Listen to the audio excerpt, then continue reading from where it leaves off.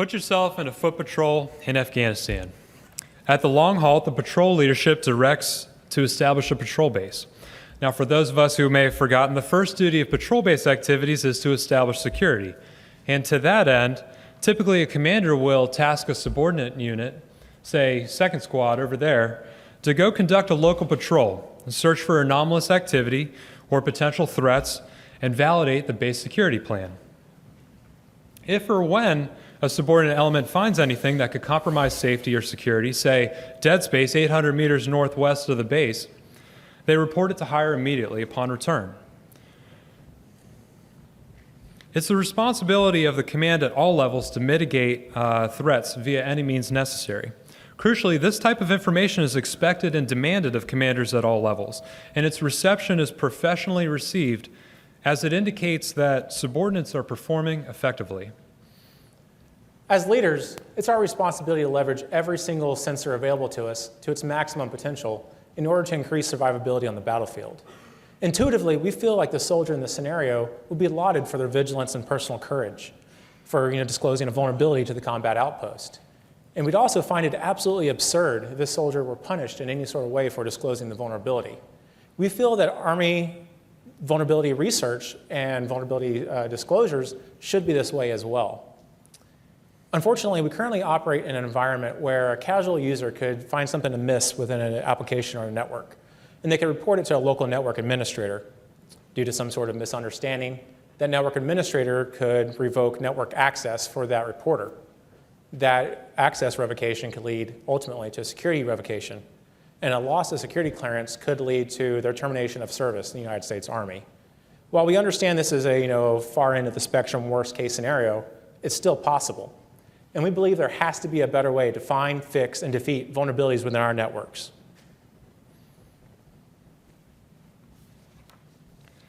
Despite the creation of a cyber branch in record speed to which we're both proud members, an Army-level command, 2 cyber brigades, multiple regional cyber centers, and the like, there's still woefully limited resources and forces to address the myriad of networked and computer-dependent systems that the Army relies upon on a daily basis.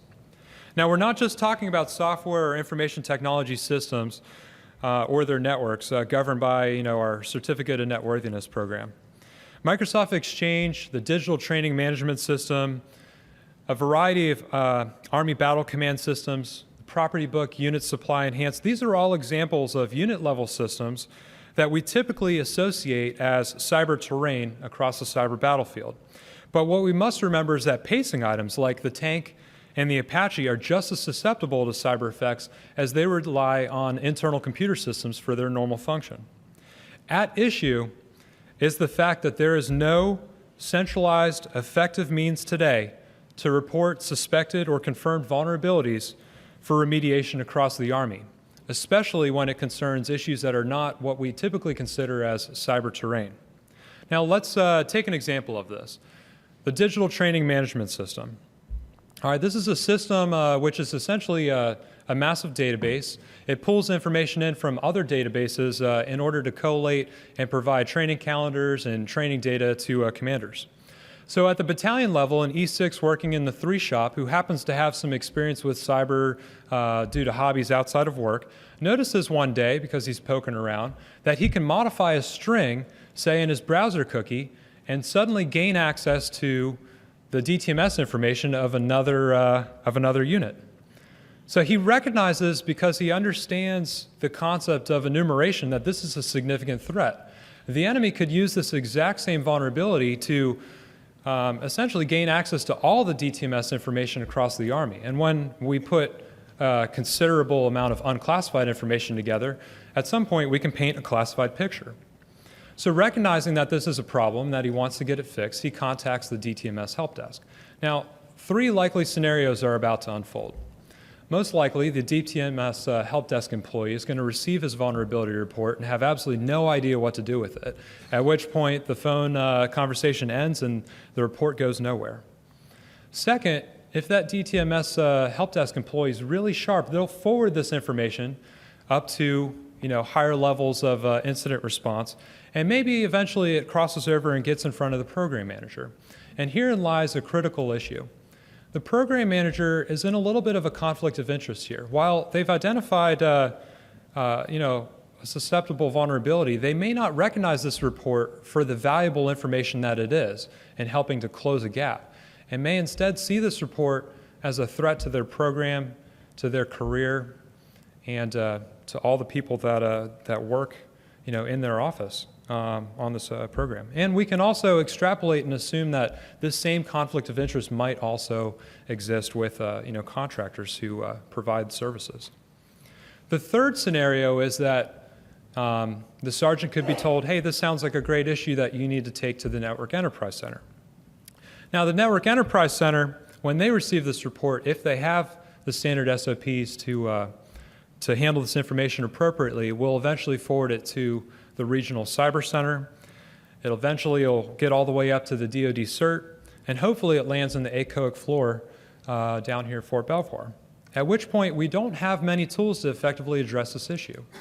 One of those tools is to just revoke the certificate of net worthiness. Let's essentially just take the system offline, but that doesn't actually fix or address the problem. And at the end of the day, the staff sergeant has no idea what happened, and for all he knows, his information, his report was just ignored. Recent and highly publicized breaches at the Office of Personnel Management and the Joint Chiefs of Staff reiterate the clear message that our networks are areas of constant interest to others. Experts agree, and I'm sure you all agree, that persistent threats are only advancing in skill set as cyber provides a relatively efficient and cost-effective asymmetric means of accomplishing certain goals. Put simply, the lack of a centralized reporting and response entity provides the adversary the necessary fog of war to operate right under our nose. In a lot of these cyber intrusions, people knew about vulnerabilities for months or years before they were actually exploited by our adversaries. And either A, they didn't know that they should report, or B, they didn't know how to report. On the opposite end of the spectrum, there's also the managers, people in managerial positions, administrative positions, that received vulnerability disclosures but failed to act on it. Either A, because in their heart they felt it wasn't a viable threat vector, or B, they had a misunderstanding of the defense mechanisms in place that would have rendered that attack irrelevant. For example, how could an entire database be compromised and all of its contents be posted publicly if you have full disk encryption enabled? That sort of misunderstanding led to an action. That inaction led to exploitation. And in many of these incidents, they could have and should have been prevented if only we had one single reporting solution in place. One method that industry is rapidly adapting to close these same issues is the concept of a bug bounty. Now, while each company has a different system, name, and rules, the basics for bug bounties are pretty simple. In an open bug bounty, anyone, employee or member of the public, can submit their finding, their vulnerability report, their bug, to a centralized email account that the company regularly monitors and then responds to the reported vulnerability. Now, this response is crucial because they are agreeing to protect rather than prosecute the reportee, so long as certain rules and guidelines were followed during the disclosure process. This is what we refer to as responsible disclosure. A closed bug bounty, very similar, except that typically it's only open to members of a given organization. Now, bug bounties represent a significant culture and mental shift when looking at vulnerabilities. Companies with bug bounties acknowledge that they're imperfect and that a finding or a tip can come from anyone across their organization, not just working in the IT space, for example, or in DevOps, for example, or in the case of an open bug bounty from anywhere across the world. This is a necessary culture shift. It's necessary because it's effective. It's most effective to close gaps.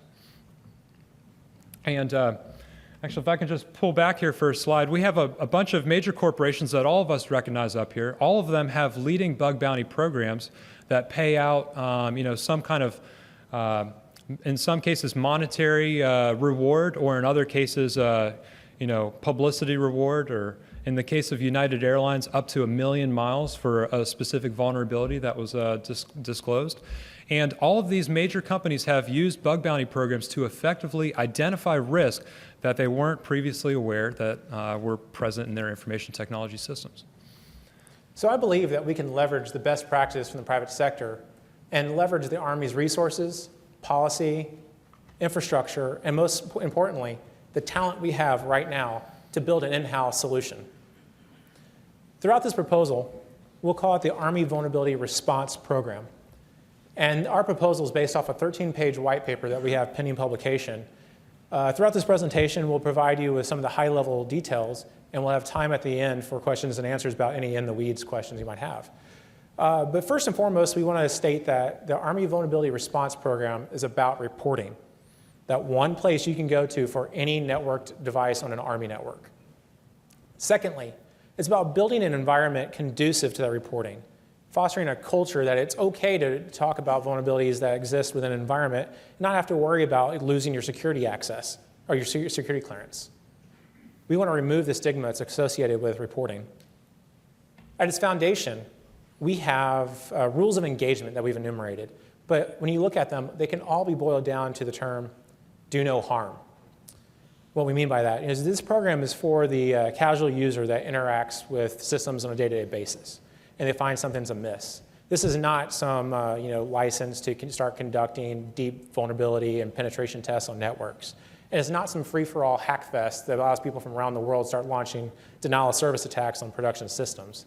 This is a methodical way to take in reports and fix them as quickly as possible. The Army Vulnerability Response Program is a powerful concept because it allows us to capitalize on the incredible intellectual talent that we already possess across our enterprise, but which we may not always best manage. For example, across this brigade formation behind me, we have possibly in red a warrant officer with 17 years experience with the multiple launch rocket system, who's noticed time and again during the course of his normal maintenance duties that digital fires information is sent in clear text during a small part of its end-to-end transmission. Or in pink, we may have a private first class who accidentally deleted his PBU's property book account. After his scolding from his company commander, he might have realized that that typo that he put in actually indicates that there's not proper data authentication and that the system might be susceptible to a SQL vulnerability injection attack. He understands the implications that such an effect could have, this kind of effect could have if executed maliciously across our entire enterprise at the wrong time. So this diagram represents the subset of vulnerabilities that we're interested in. Let's say in an army.mil website, cross-site scripting vulnerabilities exist. This is something that we've seen before. This is something that we know how to fix. So if we didn't identify it exists in this one particular instance, we want to know about it so we can fix it as quickly as possible. On the other end of the spectrum, let's say there's a logistics management system that's in place that provides the warfighter with the essential resources they need to do their business downrange. And let's say there was a never-before-seen logic flaw in that application that would allow an adversary to conduct a denial of service on that system and prevent those resources from ever getting to the warfighter. This is something that we need to know immediately so we can fix it. Our program is meant to serve as a middleman between the reporter, the Army, and the maintainer of the vulnerable system, whether that's a contract company, a group of software developers, or a military unit that provides a particular service. Earlier, we mentioned that anyone can provide a tip to the Army Vulnerability Response Program, but exclusive to our proposal is the opportunity for DA civilians and soldiers to participate in a closed, active working group to fix this problem as soon as possible. You could think of this symbolically as a license to conduct deeper research. This license would give a researcher access to things like test and development networks, and also allows them to work very closely with the maintainer to ensure they don't launch a malicious attack against a production system. The last thing we want is the blue screen of death to occur during peak hours of a critical service. So leveraging the concept of fires deconfliction, you can work closely to ensure that your testing is done during non-peak hours. And also you're able to give network defenders a heads up that research is going to be conducted during a certain window and allow them to tune their intrusion detection systems accordingly.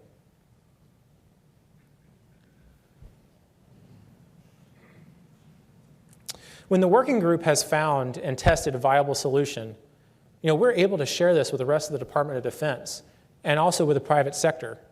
There's a possibility that our program could have a lasting positive impact on the health of the internet.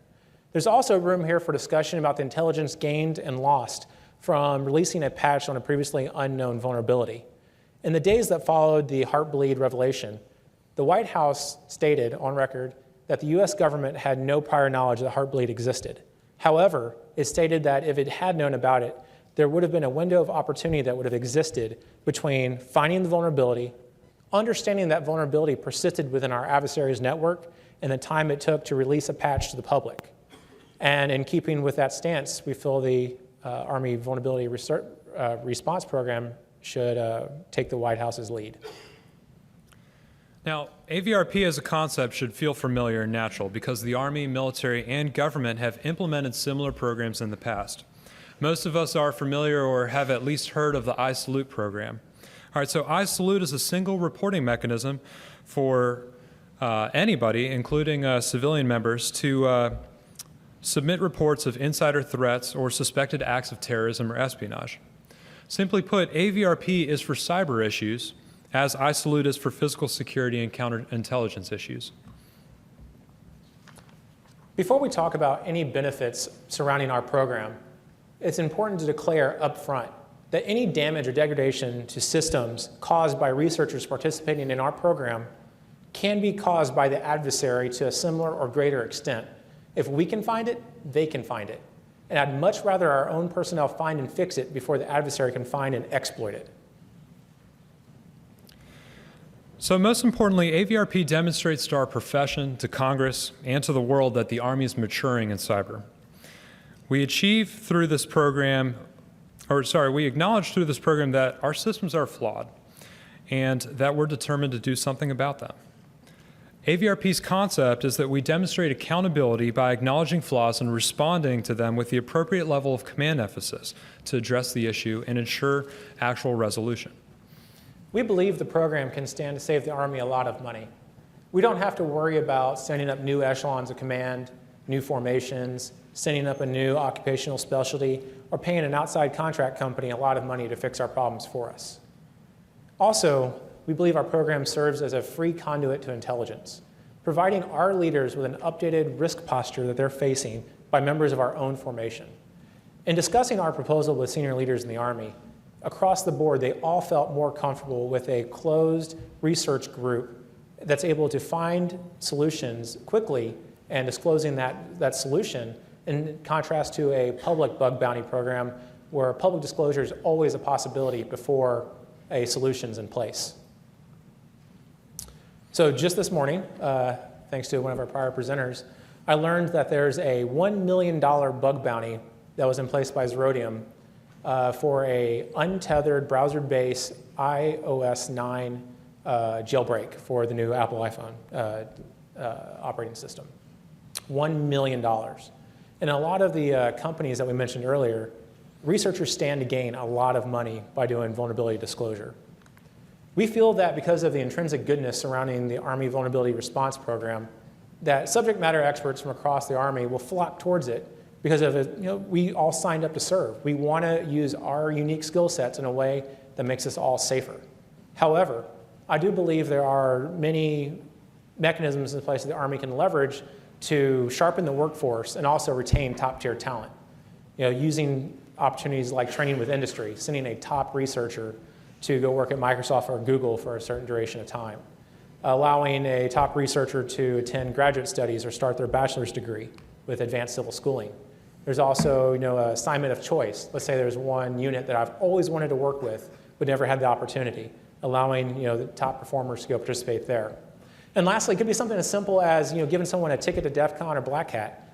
All of these are examples of ways that we can make the best with our information even better without having to pay them directly. Significantly, AVRP proves to our current cyber talent, no matter where they work or where they're stationed, that we value their input and their desire to positively influence our defensive posture, and that we're willing to reward them with all of those different techniques that Rock just enumerated. Importantly, AVRP demonstrates that we can get the issues they identify in front of the right eyes and effectively action it, potentially with the reporter's help, as previously discussed. AVRP assists in the identification of cyber talent as well within our ranks and gives us as a profession another opportunity to extend an offer to them to come, essentially work in possibly the cyber branch and do what they love for a living. In conclusion, the Army Vulnerability Response Program is a unique spin on the corporate closed bug bounties that leverages the power of our vast talent throughout our enterprise to increase risk and, security. We communicate that we're maturing in the cyber domain through this program. AVRP is a direct line that allows us to police our own security as efficiently and effectively as possible. So we'd like to leave you with a quote by Admiral James Winnefeld Jr., former Vice Chairman of the Joint Chiefs of Staff. It reads, "We must render the term attack irrelevant by configuring our networks and the software running on them in ways that make them impossible to attack in the first place. We all win if our networks are more secure." We adamantly believe instituting a program such as the Army Vulnerability Response Program is the next critical step in accomplishing this vision. Thank you for your time, and now we're open for questions.